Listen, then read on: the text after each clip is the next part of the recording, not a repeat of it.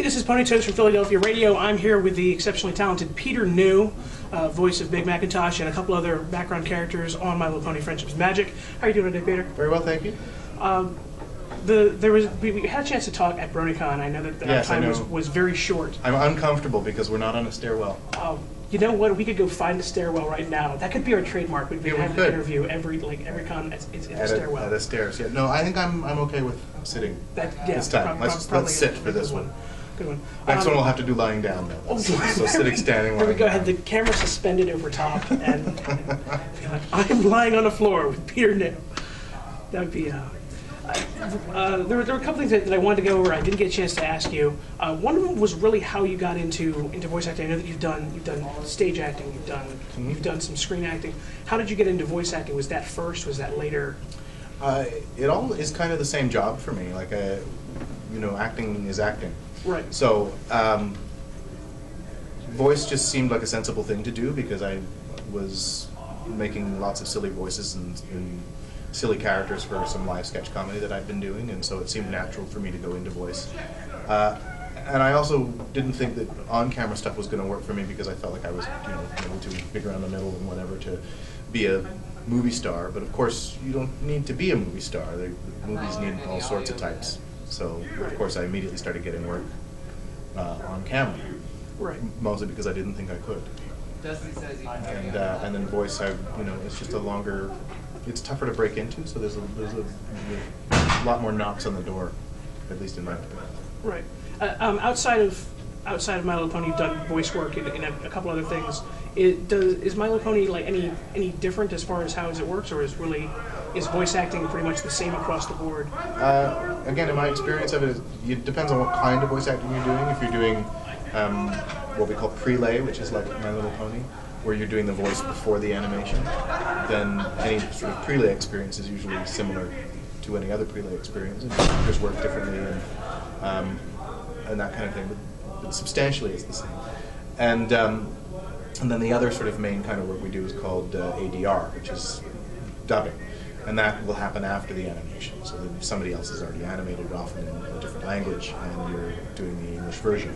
And so the cartoon is already done, and you're sitting by yourself in a studio instead of with the entire cast, and you are responding to beeps. It goes beep, beep, beep, and then there's a silence, and on the silence you just start talking and hope that the lip flap works. And it's a lot harder. I would think so. Yeah. So you don't actually sit and it's not on a screen for you. It's it's on a screen as well. Yeah. Okay. Yeah, only in the ADR. In prelay, of course, it isn't because there's nothing to put on the screen. Right.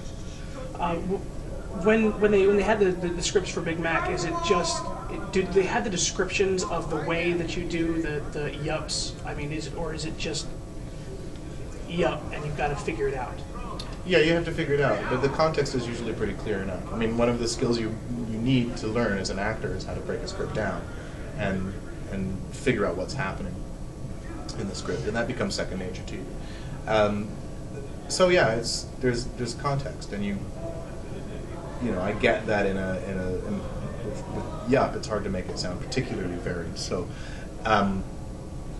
it's fairly straightforward, but you do look at the context and you do say, well, is he impatient with what's going on, or is he tired of what is he trying to give a little wisdom, and that's going to just sort of change the attack that I put onto the delivery. But that is usually fairly straightforward. It's usually fairly easy to figure out based on what's happening in the scene around it. Okay. So, and that's the same with any character in any show. Sure. What kind of work have you done as far as screen and stage work that you think maybe your fans may want to check out, especially ones that are fans of your work? I know that Philadelphia Radio, there's quite a few fans of Big Mac in our chat. Wow. I mean, just like if you want to plug stuff you've done. Well, I'm my old sketch comedy troupe, which is what got me into doing voice work in the first place. In the last couple of years, we've started filming some of the old sketches again, 20 years later, and putting them online. So that's on YouTube. If you search "The Legend of Bonefish," you should be able to find that. The Legend of Bonefish.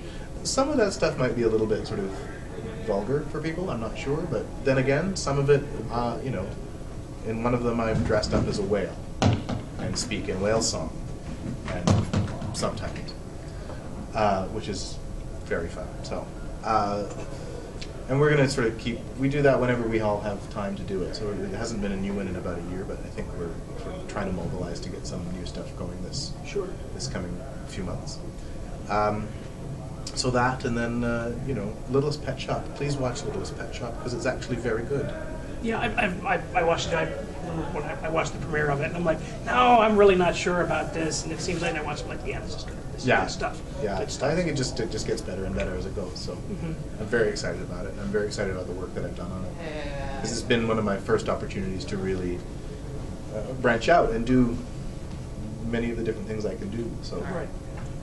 Really, that's pretty much all I got for you. Is there anything else that you want to say to Philadelphia Radio and Ponyville Live? They're all going to be watching this probably this evening. Well, just thank you very much for watching, and I hope we keep doing the good work that you guys love and that we love to do. It's always just a thrill to come to these things and to know that the fan base is out there being as awesome as you are. So keep it up. Awesome. Thank you so much, Peter. Pleasure. Thank you.